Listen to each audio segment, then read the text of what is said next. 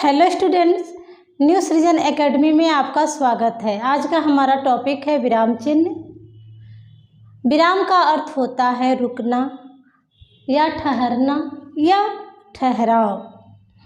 जब हम कोई भी निबंध, उपन्यास, कहानी कुछ भी पढ़ते हैं तो उसमें ये तमाम जो है आपके विराम चिन्ह दिए होते हैं। तो उन विराम चिन्हों से ही उस वाक्य को, उस निबंध को और उस कहानी, उपन्यास को हम और अच्छी तरह से, सरलता से समझ पाते हैं। यानी कि उनका अर्थ जो है विराम चिन्हों के द्वारा ही स्पष्ट होता है।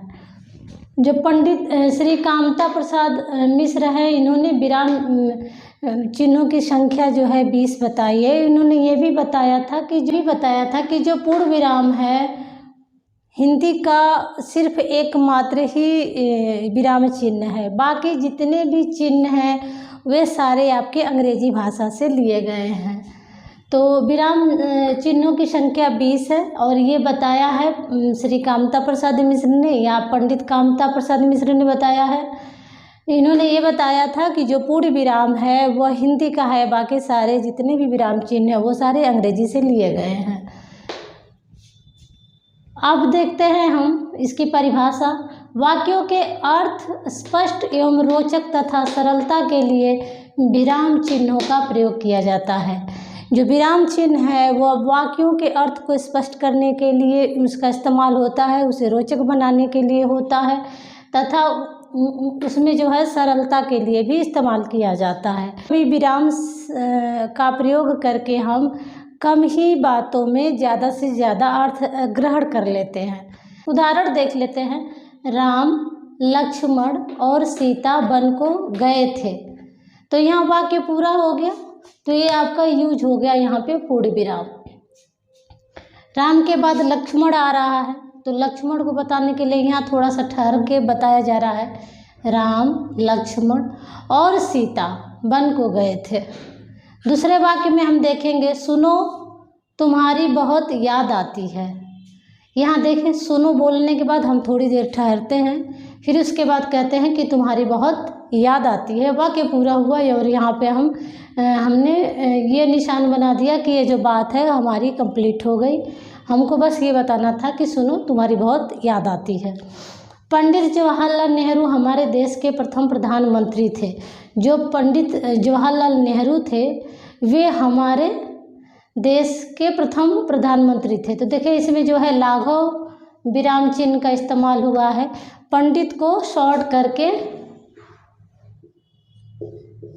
पंडित को आप शॉर्ट करके पंडित ऐसे भी लिखा जाता है और पंडित ऐसे भी लिखते हैं।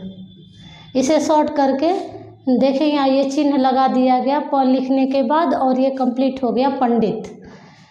हवा मंद मंद बह रही है। देखिए एक ही जो है ये शब्द आया है 2 बार, तो इसके बीच में जो है योजक विराम चिन्ह का इस्तेमाल किया गया है। तो हवा मंद मंद बह रही है। तुम्हारा नाम क्या है? यहाँ प्रश्न पूछा जा रहा है, किसी का नाम पूछा जा रहा है और यहाँ पे लगता है प्रश्नवाचक चिन्ह। ये तो आपको आसानी है इसे समझने में कि प्रश्नवाचक चिन्ह क्या होते हैं। हे भगवान, यह क्या हो गया? विस्मयादि बोधक आपने पढ़ा है। जितने भी आपके जो तेज भाव होते हैं, हंसने के या मतलब खुशी के, घृणा के और शोक के, तो उसमें जो है आपका संबोधन का चिन्ह लगता है। आगे हम देखते हैं कि कौन कौन से विराम चिन्ह हैं और एक एक विराम चिन्हों को हम समझते हुए चलते हैं। कामता प्रसाद द्वारा 20 विराम चिन्ह बताए गए हैं। उन विराम चिन्हों को एक एक हेडिंग डाल करके हम समझते चलते हैं। यहाँ पर अभी फ़िलहाल 8 जो है विराम चिन्हों को दिया है मैंने, इन्हें समझा लेती हूँ, फिर इसके बाद आगे के जो विराम चिन्ह हैं उनको भी हम समझते हुए चलेंगे। पहला है आपका अल्प विराम। अल्प विराम हेडिंग डालेंगे, अल्प विराम, ये आपकी पहली हेडिंग होगी। इसके अंतर्गत हम लिखेंगे वाक्य में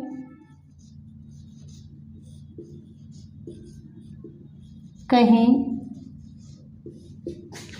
थोड़ी देर के लिए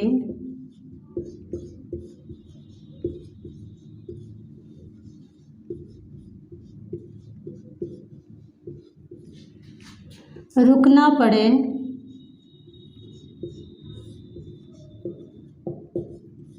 वहाँ अल्प विराम का प्रयोग किया जाता है। अल्प विराम का प्रयोग किया जाता है।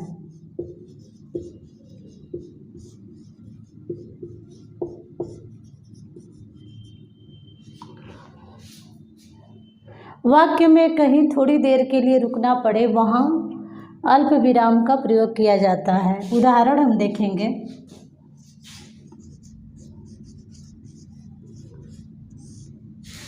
उदाहरण देखेंगे। राम, सीता और लक्ष्मण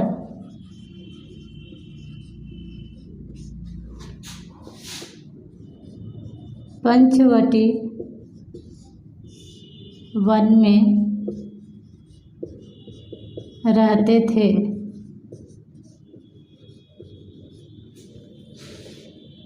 एक और उदाहरण हम देख लेंगे। जैसे मुझे ऐसा लगता है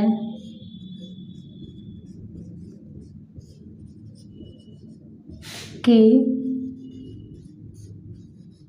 वह कल आएगा।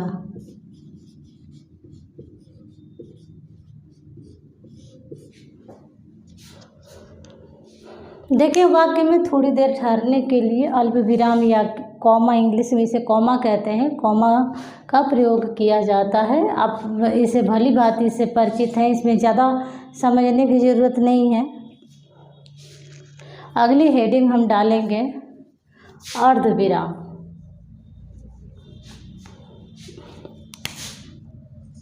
दूसरी हेडिंग डालेंगे अर्ध विराम। वाक्य में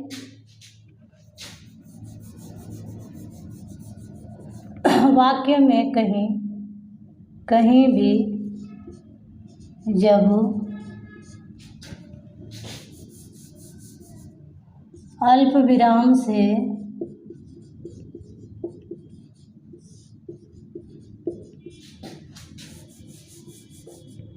थोड़ा अधिक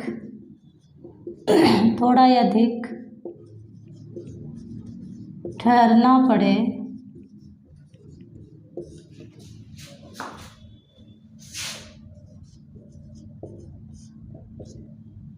वहाँ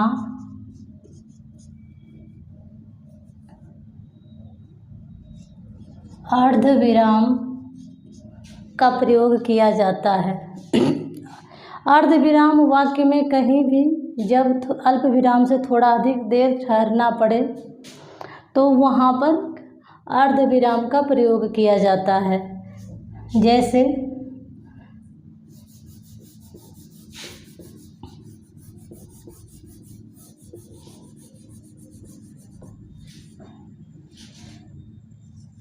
राम ने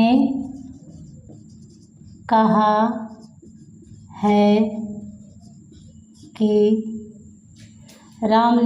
है कि वह कल आगरा जाएगा। राम ने कहा है कि वह कल आगरा जाएगा। यहाँ देखिए कॉमा भी यूज होता है और यहाँ पे अल्प विराम भी यूज होता है, यहाँ पे अर्ध विराम भी यूज हो सकता है। ये जो दूसरा वाला सेकेंड वाक्य है उपवाक्य है, उपवाक्यों में अधिकतर अर्ध विराम का प्रयोग किया जाता है। अर्ध विराम का पहचान ये है, ये चिन्ह है अर्ध विराम का। अगली हेडिंग डालेंगे हम उप या अपूर्ण विराम चिन्ह।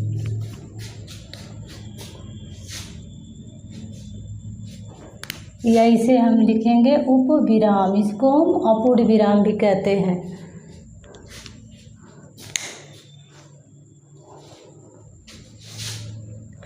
इसका जो इसकी परिभाषा है जो वो बिल्कुल अलग है, तो इसे हम नए सिरे से लिखेंगे सारा। जब वाक्य में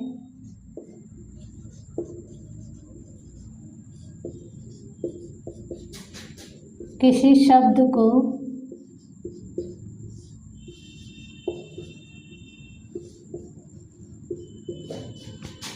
अलग दिखाना हो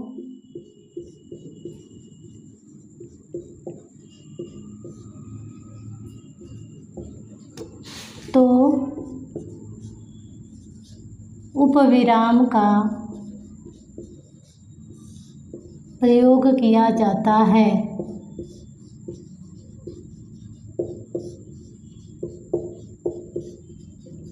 जैसे उदाहरण भी हम देख लेंगे, विज्ञान,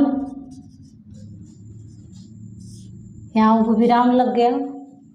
वरदान, निबंध लिखने के लिए आता है ना वरदान या अभिशाप।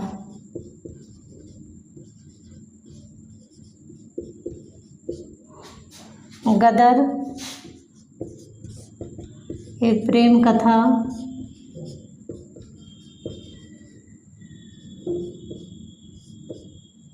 पद्मावत,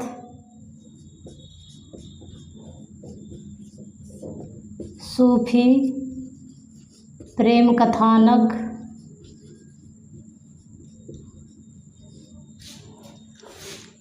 इस तरह के जो वाक्य हैं वहाँ वाक्य में शब्द को अलग करने के लिए उपविराम का प्रयोग किया जाता है। तो इसे आप भली बात ने समझ लिया कि जो उपविराम है उसका प्रयोग हम किस तरह से करते हैं। आगे हम देखते हैं, अगली हेडिंग डालेंगे हम पूर्ण विराम। पूर्ण विराम से तो आप अच्छी तरह से परिचित हैं। पूर्ण विराम जो है आपका, ये आपकी चौथी हेडिंग है, पूर्ण विराम। वाक्य के अंत में पूर्ण विराम का प्रयोग किया जाता है। पूर्ण विराम चिन्ह का प्रयोग किया जाता है।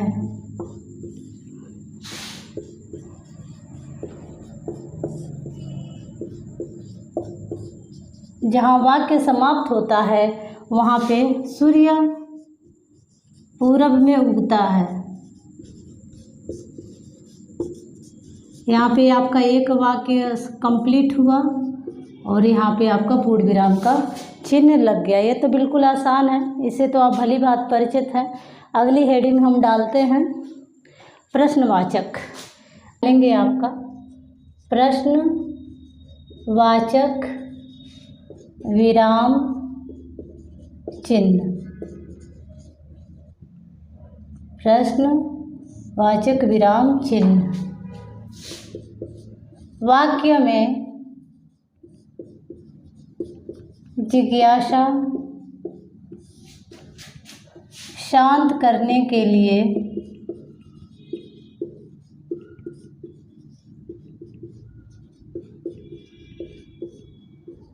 प्रश्नवाचक वाक्य बनाए जाते हैं। वाक्य बनाए जाते हैं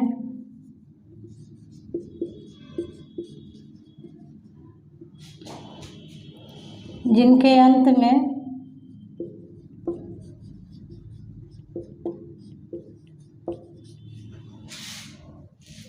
प्रश्नवाचक चिन्ह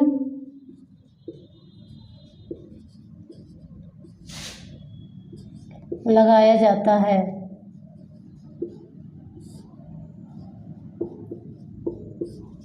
ये आपका उदाहरण है, क्या सूर्य पूरब में उगता है, या तुम्हारा नाम क्या है।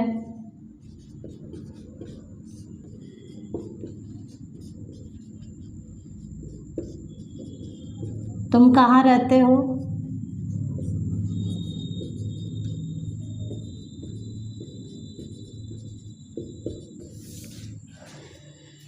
जिज्ञासा ये है तुम्हारा नाम क्या है। जिज्ञासा ये है कि तुम कहाँ रहते हो। जिज्ञासा ये है कि क्या सूर्य पूरब में उगता है। तो सारी जिज्ञासाओं को शांत करने के लिए प्रश्नवाचक चिन्ह बनाए जाते हैं और इन प्रश्नवाचक चिन्हों के अंत में जो है क्वेश्चन मार्क का ये जो है प्रश्नवाचक चिन्ह लगाए जाते हैं। ये आपके आएंगे प्रश्नवाचक चिन्ह के अंतर्गत। इसके बाद हम अगली हेडिंग डालते हैं विस्मयादिबोधक चिन्ह। विस्मयादिबोधक अव्यय जो मैंने पढ़ाया है, विस्मयादिबोधक अव्यय के जो शब्द चिन्ह जो है वो सारे आपके आएंगे इसमें। संबोधन का चिन्ह होता है जिसमें कोई भी जो तीव्र भाव होते हैं वो प्रकट करने के लिए इसका इस्तेमाल किया जाता है।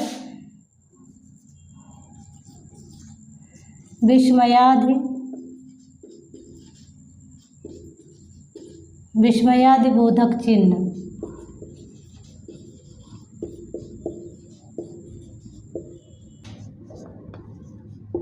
मन के तीव्र भाव प्रकट करने के लिए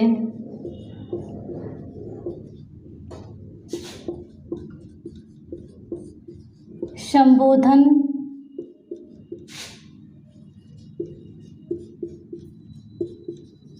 चिन्ह का प्रयोग किया जाता है।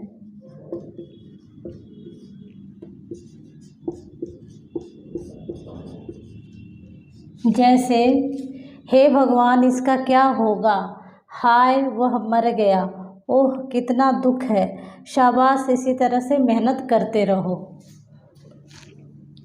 अगली हेडिंग हम डालेंगे हमारी योजक चिन्ह। ये जो 7वीं हेडिंग है योजक चिन्ह। योजक का अर्थ होता है जोड़ना। योजक क्या करता है, ये शब्दों को जोड़ता है। शब्दों को जोड़ने का कार्य योजक चिन्हों द्वारा किया जाता है। ये आपके हैं योजक चिन्ह जो कि निर्देशक चिन्ह से छोटा होता है और ये जो है शब्दों को जोड़ता है। जैसे राम को सीता से जोड़ा, यहाँ पे राम और सीता होगा। राम और सीता द्वंद्व समास के उदाहरण जितने हैं वो सारे आएंगे आपके इसमें। जो है योजक चिन्ह जितने भी द्वंद्व समास के जितने भी उदाहरण हैं उनमें जो है योजक चिन्हों का प्रयोग किया जाता है। राम सीता, भाई बहन, भाई और बहन का भाई बहन, नदी और नाले का नदी नाले, ऊपर और नीचे का ऊपर नीचे, रोटी सोटी। यहाँ देखें सार्थक और निरर्थक को जोड़ा जा रहा है। पानी वानी ये सार्थक निरर्थक है। राजा रानी ये देखें लिंग का पुल्लिंग स्त्रीलिंग का अपोजिट है, ये विलोम शब्द है। धीरे धीरे देखें ये एक तरह के जो है शब्द है 2 बार आए हैं, उनके बीच में भी लगता है। तुलना, अगर किसी से तुलना की जाती है तो वहाँ पर भी जो है बीच में योजक चिन्ह लगता है सा से पहले। तो और भी उदाहरण आप देख लेंगे, खुद से देख करके समझ लेंगे। इतना काफ़ी है आपको समझने के लिए कि 2 शब्दों के बीच में जो है योजक चिन्हों का प्रयोग किया जाता है। अगली हेडिंग हम डालते हैं निर्देशक चिन्ह। निर्देशक चिन्ह जो होते हैं वह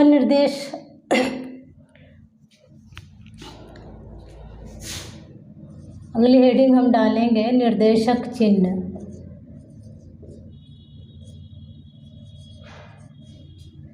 इन चिन्हों का निर्देशक चिन्ह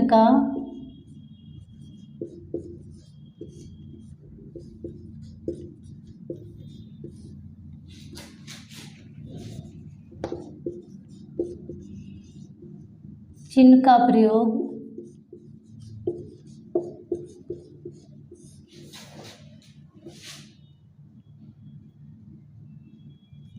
विवाद में तथा उदाहरण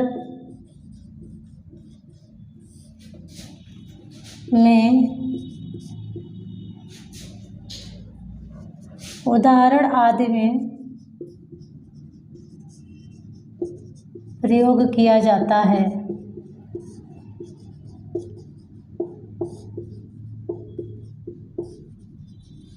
विवाद किस तरह से, विवाद अगर किसी का राम का हो रहा है, तुम कितनी सुंदर हो। राम बोल रहे हैं सीता से, तुम कितनी सुंदर हो। अब सीता बोल रही हैं राम से, आप भी बहुत सुंदर हैं। ये देखिए राम और सीता का जो है वाद विवाद हो रहा है, तो यहाँ प्रयोग किया जाता है। ये देखें हमने उदाहरण लिखा है, उदाहरण हेडिंग भी इसके आगे लगता है, या कोई हम छोटी हेडिंग डालते हैं जो मेन हेडिंग होती है वहाँ विवरण चिन्ह लगता है, लेकिन जो उसके नीचे जो छोटी हेडिंग होती है वहाँ भी ये निर्देशक चिन्हों का प्रयोग किया जाता है। तो इतना काफ़ी है समझने के लिए। अगली हेडिंग हम डालेंगे, पहले हम ये सारा लिख लेते हैं, जितने भी हैं इसके जो बचे हुए हैं उन्हें भी लिख करके उन्हें भी समझ लेते हैं। देखिए हमने लिख लिया है। ये जो नवी हेडिंग है अवतरण या उद्धरण इसे भी कहते हैं। ये आपका जो कोष्टक है इसको हम कहते हैं इंग्लिश में जो कि ब्रैकेट होता है। ब्रैकेट 3 प्रकार के होते हैं जो कि मैथ्स में यूज होते हैं बिल्कुल, लेकिन हिंदी में जो है आपका वही छोटा वाला इस्तेमाल होता है। लाघव चिन्ह आपका इस तरह से बना होता है, पुनरुक्ति चिन्ह जो है आपका इस तरह से बना होता है, हंस पद जो है ये हंस के पद की तरह बना होता है, इसे त्रुटि पद भी कहते हैं। अधोरेखा जो रेखा खींची जाती है किसी शब्द या वाक्य के नीचे तो उसे हम अधोरेखा कहते हैं। पहली हेडिंग हमने डाल ली है अवतरण या उद्धरण चिन्ह। ये जो अवतरण चिन्ह होता है ये 2 प्रकार का होता है, एकल अवतरण और दोहरा अवतरण। एकल अवतरण मतलब सिंगल इन्वर्टेड कामा, दोहरा अवतरण मतलब डबल इन्वर्टेड कामा। जो सिंगल इन्वर्टेड कामा है उसमें किसी संज्ञा शब्द की विशेषता को बताया जाता है। कोई एक संज्ञा शब्द होता है, कोई पुस्तक का नाम हो सकता है, किसी संत का नाम हो सकता है, किसी की विशेषता बताई जा सकती है, तो संज्ञा के शब्द ही रहते हैं।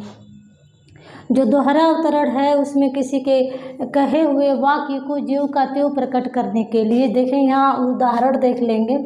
जो सिंगल इन्वर्टेड कामा है जैसे पद्मावत, पद्मावत पे हमने लगा लिया single inverted comma. Malik Mohammad की रचना है, जो पद्मावत है वो मलिक मोहम्मद की रचना है। विशेषता किसकी बताई जा रही है? पद्मावत की। अब बीजक, बीजक की विशेषता बताई जा रही है। बीजक जो है किसकी रचना है? वो कबीरदास की रचना है। राम क्या कह रहे हैं? राम ने कहा कि कितना सुंदर दृश्य है।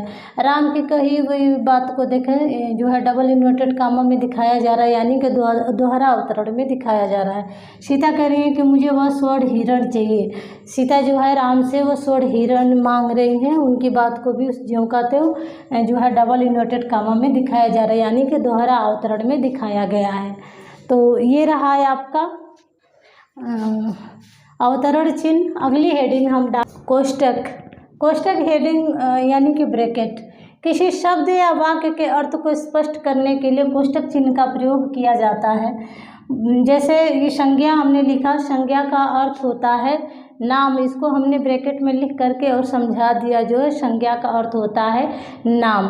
जो वर्ण होता है उसका अर्थ होता है ध्वनि। जो वर्ण होता है वो ध्वनि होता है, ध्वनि को ही लिखा जाता है वर्ण के रूप में। तो ये आपकी हेडिंग हो गई कोष्टक। कोष्टक का काम क्या होता है? ये जो है किसी भी शब्द के या वाक्य के अर्थ को स्पष्ट करता है। अगली हेडिंग हम डालते हैं लाघव चिन्ह। 11वीं हेडिंग है आपकी लाघव चिन्ह।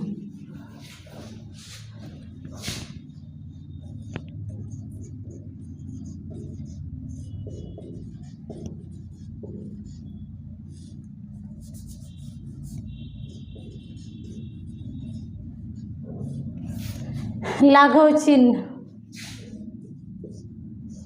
इसके अंदर हम लिखते हैं शब्द को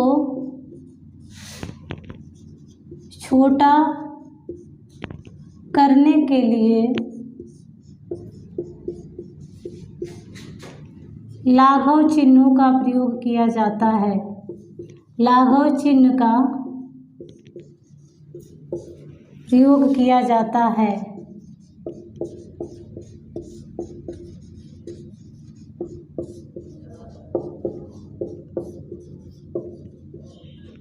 उदाहरण हम देखेंगे। अगर उत्तर प्रदेश लिखा हुआ है, उत्तर प्रदेश, तो लाघव चिन्ह इसको छोटा करके कर देगा। यहाँ मध्य प्रदेश, मध्य प्रदेश जो है इसको कर देगा पंडित। अगर हमको लिखना है पंडित, तो यहाँ पर लिख करके बिंदी बना देंगे, ये आपका हो गया लाघव। लाघव ने क्या किया? लाघव ने शब्दों को छोटा कर दिया। लाघव का काम क्या होता है? वह जो है शब्दों को छोटा करता है। हम सब सारे जो है विराम चिन्हों को प्रयोग करते हैं, लेकिन हम उन्हें पहचान नहीं पाते हैं। तो ये जो शब्दों को छोटा करते हैं, शॉर्ट करते हैं, वे आपके लाघव चिन्ह कहलाते हैं। अगली आपकी 12वीं हेडिंग है पुनरुक्ति चिन्ह।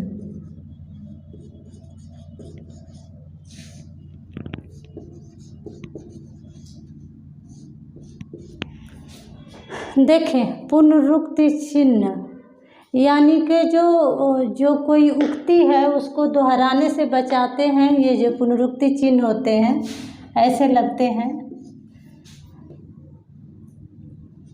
शब्दों या वाक्यों के दोहराव से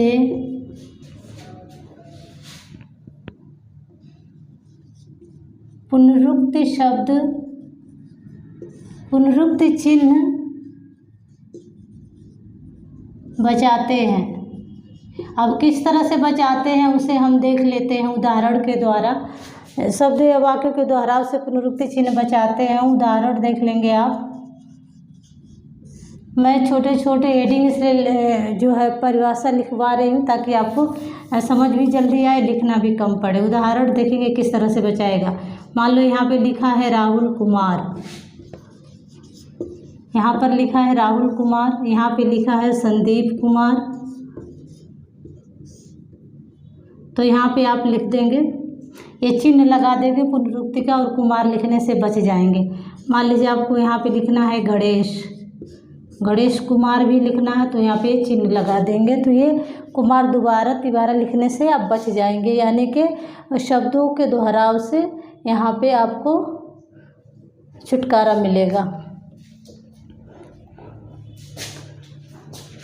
अगली हेडिंग हम डालते हैं हंस पद या त्रुटि पद। हंस पद या त्रुटि पद।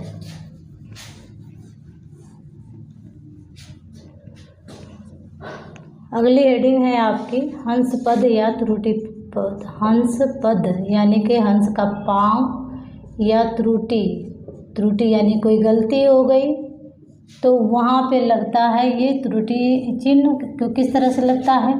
वाक्य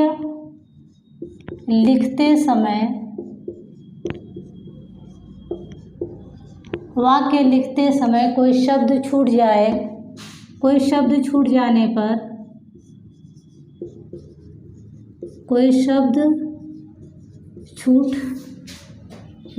पर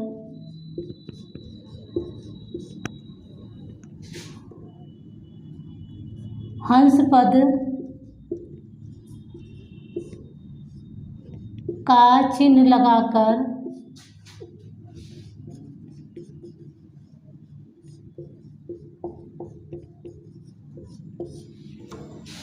उस शब्द को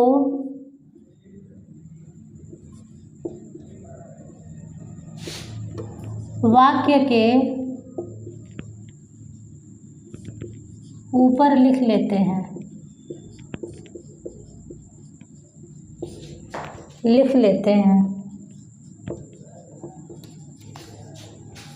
कोई भी वाक्य आप लिख रहे हैं, कोई वाक्य लिखते समय कोई शब्द आपका बीच में छूट जा रहा है तो वहाँ पे ये चिन्ह आप लगाएंगे, और उस चिन्ह के ऊपर वहाँ पर आप क्या लिख लेंगे? वो जो शब्द आपका छूट गया उस शब्द को आप लिख लेंगे। वो किस तरह से लिखेंगे? जैसे मैंने यहाँ पर उदाहरण देख लिया। उदाहरण में मैंने लिखा सूर्य उगता है। यहाँ पे मैंने पूरब लिखना मैं भूल गई, तो फिर अब मैं यहाँ पे चिन्ह लगाऊंगी हंस पद, यहाँ लिख दूंगी पूरब। अब इसका अर्थ ये हो गया कि सूर्य जो है पूरब में उगता है। अरे मैंने 2 शब्द छोड़ दिया।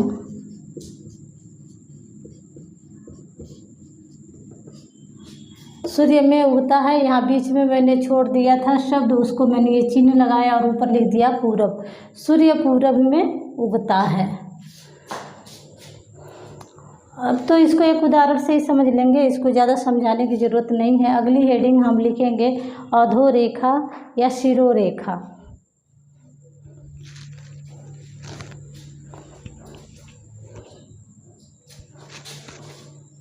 अब समझ लेते हैं जो हेडिंग है आपकी 14वीं आपकी हेडिंग है अधोरेखा। अधोरेखा वाक्य में किसी शब्द या वाक्य को रेखांकित करके उसे प्रश्न पूछा जाता है और या विशेषता प्रकट करने के लिए भी अधोरेखा चिन्ह का प्रयोग किया जाता है। जैसे आपको प्रश्न दे दिया जाता है, उसके नीचे जो है रेखा लगा दी जाती है और पूछा जाता है कि जो रेखांकित जो शब्द है या ये जो वाक्य है इसका क्या महत्व है। इस तरह से आपको प्रश्न भी पूछे जाते हैं। या जब आप पढ़ते समय नोट्स बनाते हैं तो जो आपको परीक्षा के लिए याद करना होता है, तो जो भी आपका महत्वपूर्ण जो शब्द होता है या वाक्य होता है जो कि आपको लगता है कि परीक्षा में पूछा जा सकता है, तो उसके नीचे आप जो है अधोरेखा खींच लेते हैं। तो यानी कि शब्द या वाक्य की विशेषता बताने के लिए भी इस जो है अधोरेखा का आप इस्तेमाल करते हैं विद्यार्थी जीवन में।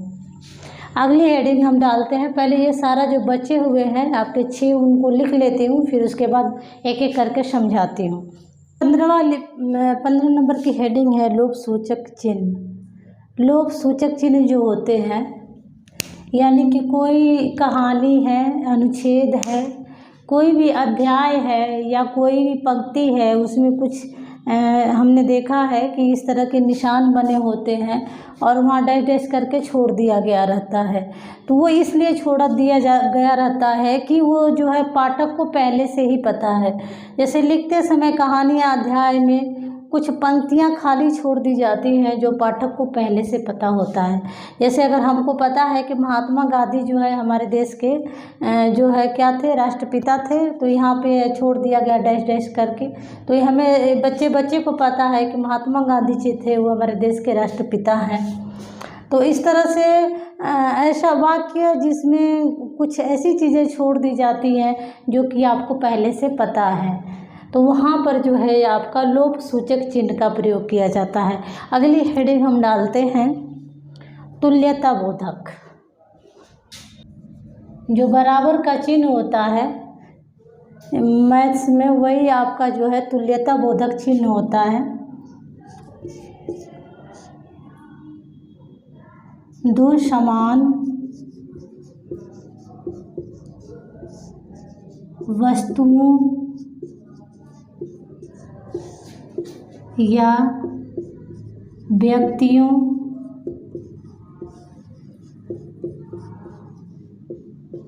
की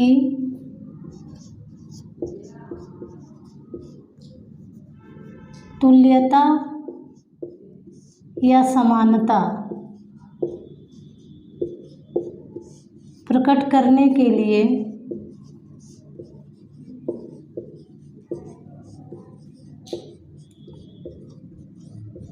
तुल्यता बोधक चिन्हों का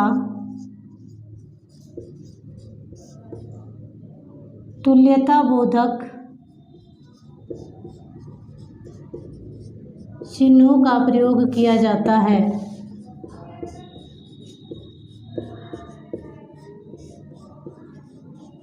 तुल्यता बोधक चिन्हों का प्रयोग किया जाता है। उदाहरण ले लेंगे, जैसे काला कृष्ण, 6 6, 4 4, गोरा उजला यानी कि जो है समानता प्रकट किया जाता है, इससे तुल्यता की जाती है। दो समान व्यक्तियों में या वस्तुओं में क्या की जा रही है, तुलना की जा रही है, तो वहाँ पर जो है ये तुल्यता बोधक चिन्ह इस्तेमाल होता है। बस आप ये पहचान लेंगे कि ये जो है तुल्यता प्रकट करने के लिए तुल्यता बोधक चिन्ह है। अगली हेडिंग हम डालेंगे विवरण चिन्ह। विवरण चिन्ह का आप सीधा सा अर्थ समझ लो कि किसी भी चैप्टर के बारे में जो विस्तृत जो हेडिंग होती है, जो अध्याय होता है, जैसे संज्ञा हो गया, संज्ञा के बारे में पूरा पढ़ाया जाता है। संज्ञा 5 प्रकार की होती है। सर्वनाम के बारे में हम पढ़ते हैं।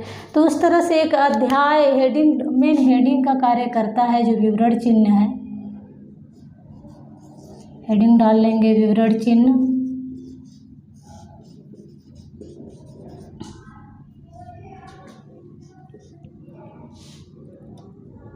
सविस्तार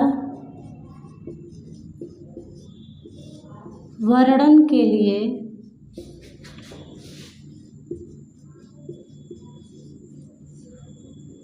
विवरण चिन्ह का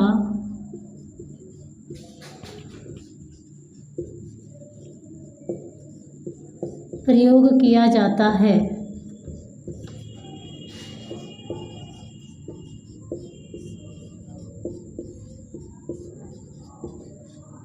उदाहरण लेंगे हम, जैसे हमने हेडिंग डाल लिया संज्ञा, इसके लगा दिया हमने सर्वनाम,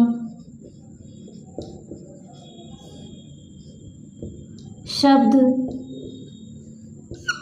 यानी कि जो मेन हेडिंग होता है इसमें किसी भी टॉपिक जो होता है उसके बारे में जो भी सविस्तार वर्णन होता है वही आपका जो है विवरण चिन्ह कहलाता है, जो कि सविस्तार वर्णन के लिए जाना जाता है। अगली हेडिंग हम डालेंगे विकल्प सूचक। विकल्प सूचक जो चिन्ह होते हैं, जब आपको कई सारे एग्जाम्स में ऑप्शन मिलते हैं तो आप भली बात परिचित होंगे जो विकल्प सूचक जो चिन्ह होते हैं। विकल्प सूचक चिन्ह, विकल्प सूचक चिन्ह जो होते हैं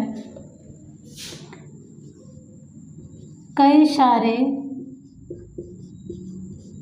विकल्प होने पर विकल्प सूचक चिन्ह का प्रयोग किया जाता है।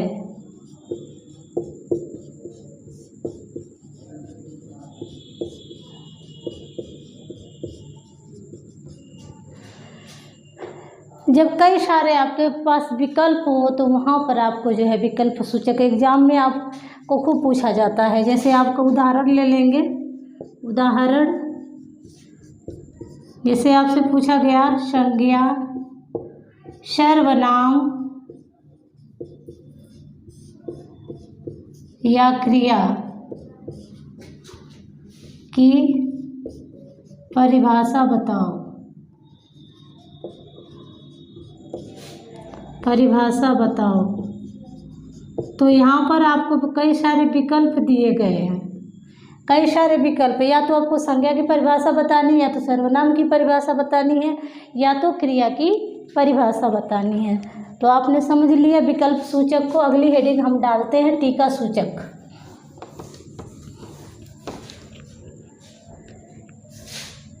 उन्नीस नंबर टीका सूचक चिन्ह।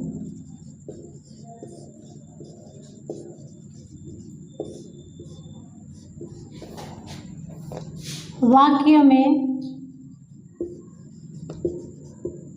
कुछ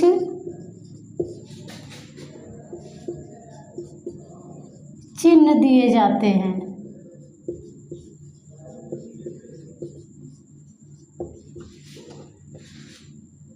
तथा नीचे उन चिन्हों का अर्थ बता दिया जाता है।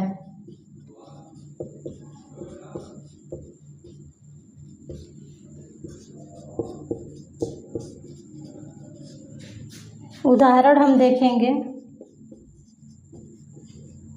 उदाहरण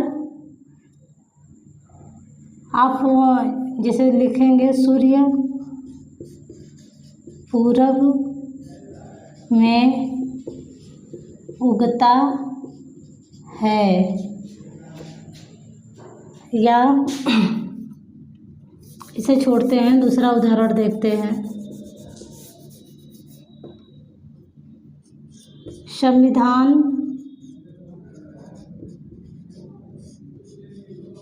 में 22 भाग हैं।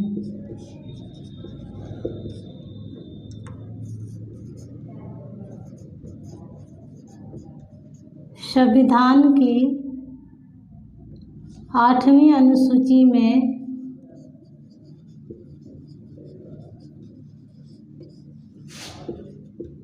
हिंदी भाषा का उल्लेख मिलता है। तो आपको अगर ये जो वाक्य है, 2 वाक्य हमने बनाए, इसमें से अगर इस वाक्य को दिखाना है तो ये आपको स्टार बना देंगे, यानी कि, और यहाँ नीचे लिख देंगे कि बहुत ही ज़्यादा महत्वपूर्ण है। यानी कि ये निशान आपको कहीं भी लगा देंगे तो उसका मतलब है कि वो जो वाक्य है या वो शब्द है जो कि बहुत ही महत्वपूर्ण है, तो उसे जो हम टीका सूचक शब्द कहते हैं। अगली हेडिंग हम डालेंगे समाप्ति सूचक चिन्ह।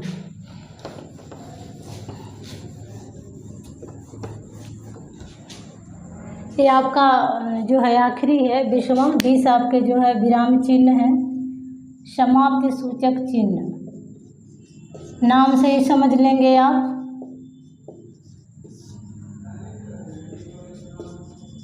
यानी कि अध्याय या कहानी, उपन्यास की समाप्ति पर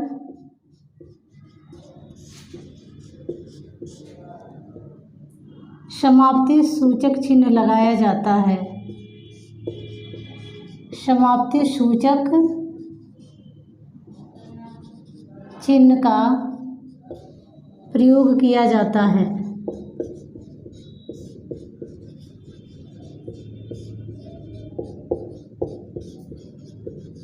जैसे उदाहरण में हम देखेंगे, जैसे हमने आपको पढ़ा लिया विराम चिन्ह, और विराम चिन्ह का जो चैप्टर है अब यहाँ पे समाप्त हुआ और हमने ये चिन्ह लगा दिया, इसका मतलब हो गया समाप्त। उम्मीद है कि विराम चिन्ह आपको समझ में आ गए होंगे। जो लोप सूचक चिन्ह है वो आपका क्या करता है, वह ऐसे वाक्यों और शब्दों को लोप कर देता है जिसका उसे लेखक को पता होता है कि पाठक को पता होगा। जो तुल्यता बोधक है वो 2 समान वस्तुओं व्यक्तियों में तुलना दिखाने के लिए प्रयोग किया जाता है। विवरण चिन्ह, मान लीजिए कि मेन हेडिंग जो है, किसी चैप्टर का हेडिंग आपने डाल लिया और उस हेडिंग के बारे में सविस्तार वर्णन करने के लिए दिया जाता है। विकल्प सूचक होता है, जो आपको प्रश्न एग्जाम में आते हैं, उसमें बहुत सारे विकल्प होते हैं, इन विकल्पों में से आपको चूज करके प्रश्न सॉल्व करना होता है। जो आपका टीका सूचक है वो आपका कोई विशेष चिन्ह ऊपर लगा दिया जाता है, उस चिन्ह से ही, और नीचे उस चिन्ह का अर्थ बता दिया जाता है, तो वो यानी कि वो टीकने के लिए यूज किया जाता है। जो समाप्ति सूचक है यानी कि समाप्त, ये जो चैप्टर है विराम चिन्ह, ये बिल्कुल समाप्त। तो उम्मीद है कि आपको ये विराम चिन्ह अच्छी तरह से समझ में आ गया होगा। पढ़ाना आपको पसंद आ रहा है तो आप मेरी वीडियो को लाइक कर दें, शेयर कर दें और मेरा हौसला बढ़ाएं। और अगर आप चाहते हैं कि मेरी वीडियो आपको तुरंत मिल सके तो मेरी वीडियो को तुरंत, मेरे चैनल को तुरंत सब्सक्राइब कर लें। आज के लिए बस इतना ही। Thank you students.